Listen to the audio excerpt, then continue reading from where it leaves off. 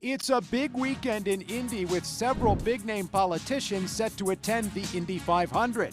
We'll talk with Lieutenant Governor Suzanne Crouch about her campaign for governor and the endorsements she has and hasn't yet picked up. Plus, the latest from Washington on the debt limit debate and Governor Ron DeSantis now officially in the race for president. But what about Mike Pence? It's all ahead right now on this week's edition of In Focus.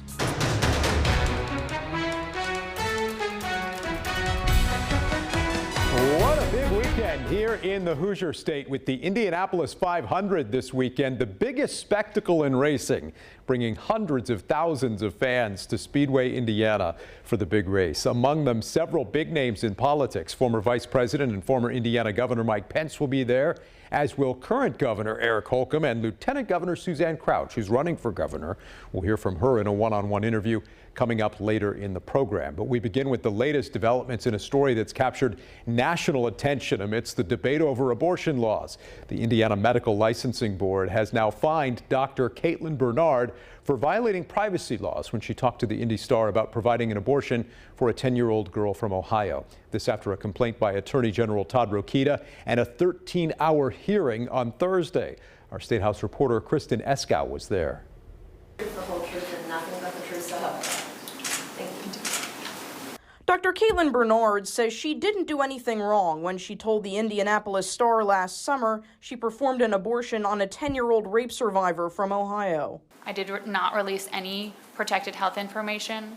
I complied with all patient confidentiality and HIPAA laws to the best of my knowledge. Shortly after the story was published, Indiana Attorney General Todd Rokita went on Fox News alleging misconduct by the doctor. We have this abortion activist acting as a doctor with a history of failing to report. After consumer complaints were submitted, which Bernard's legal team called bogus, Rokita filed a complaint with the Medical Licensing Board. He and his team argue Bernard violated the patient's privacy rights and didn't notify the state of the abuse as required. She failed to report the abuse to Indiana law enforcement and to Indiana DCS. Last summer, we obtained the paperwork showing Bernard reported the abortion to the state July 2nd, 2 days after she saw the child. State law requires such reporting within 3 days. During questioning by the AG's legal team on Thursday, Bernard said the terminated pregnancy report informed the Indiana Department of Child Services of the abuse. She acknowledged she didn't speak with law enforcement directly, but followed her hospital's protocol, which requires her to inform an IU Health social worker. I followed IU Health policy, which is to report any known or suspected child abuse to the designee, which is the IU Health social worker, and then the reporting is made from there. The social worker testified she reported the rape in Ohio, the state where it occurred. When questioned by the AG's legal team, Bernard says she shared the child's story with the Indianapolis Star to demonstrate how abortion restrictions affect patients. Why didn't you use a hypothetical instead of your patient's information? I think that it's incredibly important for people to understand the real world impacts of the laws of this country. That was Kristen Eskow on that story. Kristen, thanks as always for your reporting from the State House. We appreciate it. After the hearing, this statement from IU Health, which said, "We appreciate the Medical Licensing Board's time. We're pleased that Dr. Bernard will continue to be a member of our team and provide compassionate care to her patients." They say, "We do not agree with the board's decision regarding patient privacy regulations." They say they believe Dr. Bernard was compliant with privacy laws. Attorney General Todd Rokita said this case was about patient privacy and the trust between the doctor and patient that he says was broken. He says it's not right, and the facts presented made that clear. He says we appreciate the Medical Licensing Board's extraordinary time and consideration. Meantime, in Washington this weekend, the debt ceiling showdown continues in Congress. A lot of back and forth in that negotiation. Some signs of progress at times, mixed with a lot of concern about getting that final deal in time. Going back and forth, and it's not easy. We want to make sure this is an agreement worthy of the American people. And the negotiations we're having with Speaker McCarthy is about the outlines of what the budget will look like, not about default. It's about competing visions for America.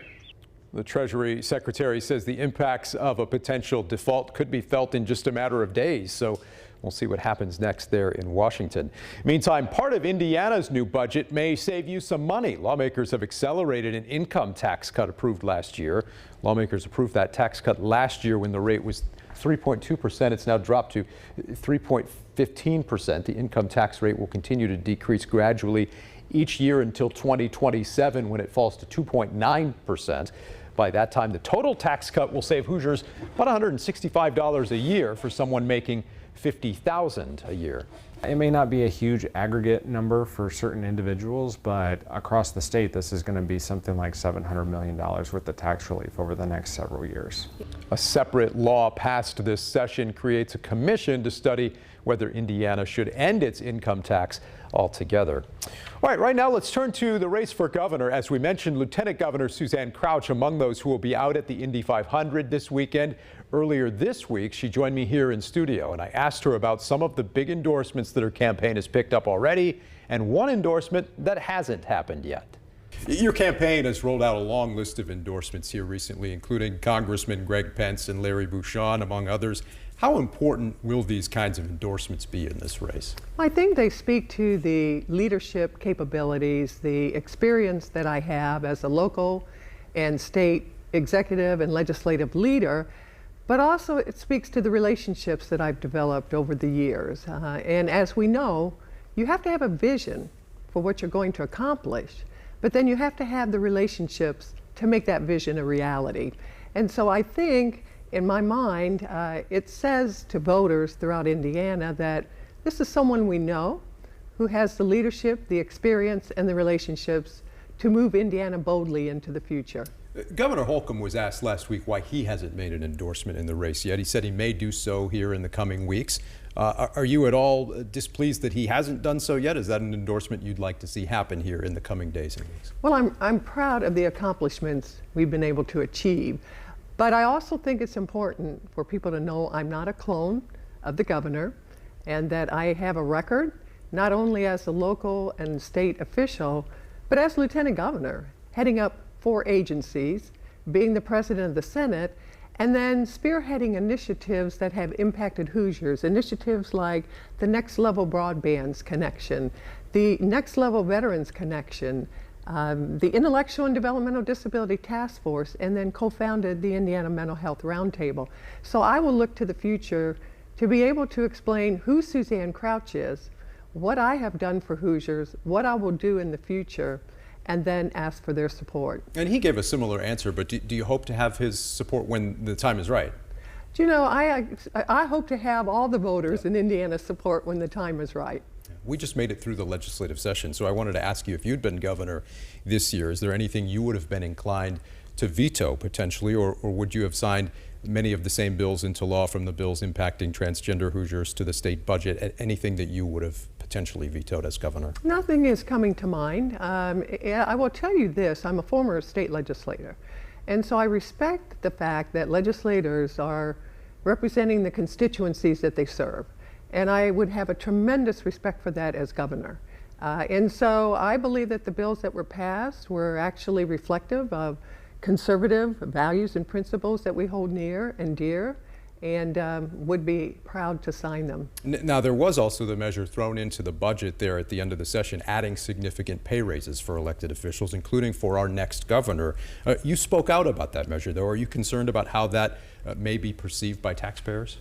Do you know, even when I was a state representative, I so much believe that the process that's in place needed to be followed, and that is a legislative process that allows for input by the public, the people that are actually paying for those initiatives. And this wasn't one of those bills that had public input? No, it was not, and right. You know, that's why I objected to it. If it is important, if it's justified, then the public should have an opportunity to comment on that, and that was removed from them, and for that reason I was not supportive of the process. Does it put you in a bad place politically, given that you could become Indiana's next governor and could be the first governor to get this pay raise? Well, I will tell you this, as governor, we won't be doing these kinds of things.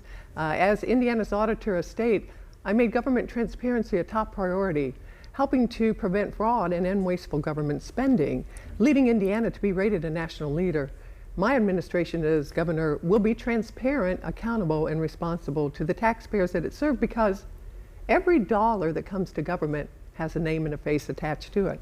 Eric Doden recently released a new plan to take over some safety measures in downtown Indy. He's unveiled a number of policy proposals on other topics too, teachers, adoption, and some other issues.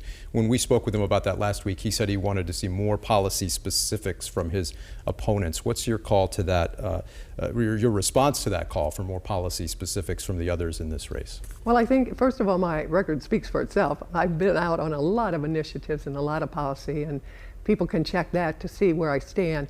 But I will tell you this, I have a clear vision for Indiana that will move us boldly into the future, and it starts with our schools.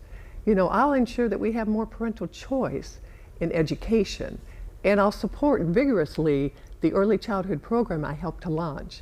We'll have an Indiana that funds and supports our police and enforces our crime laws to the fullest. And I mentioned that as Indiana's auditor of state, transparency was a top priority.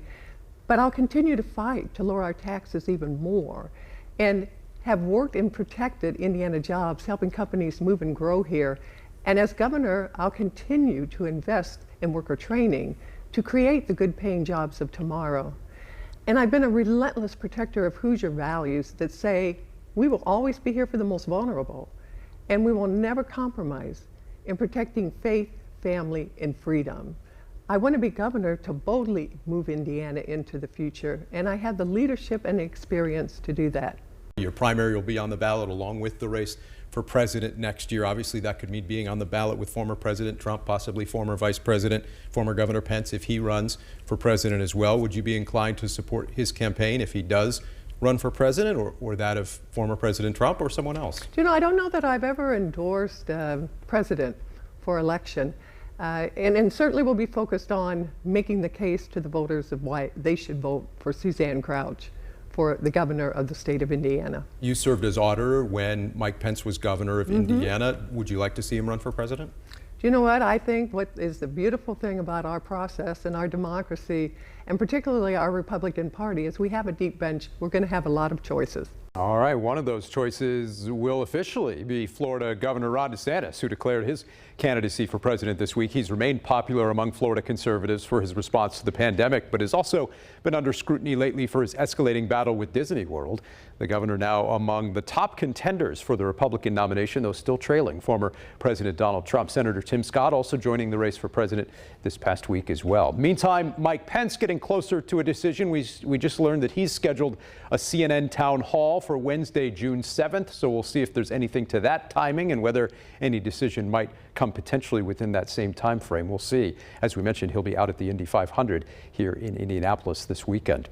Well, we'll talk about the race for president straight ahead. Plus, could former Attorney General Curtis Hill be considering a run for governor even after the controversies that he's faced? We'll discuss that with our panel coming up next.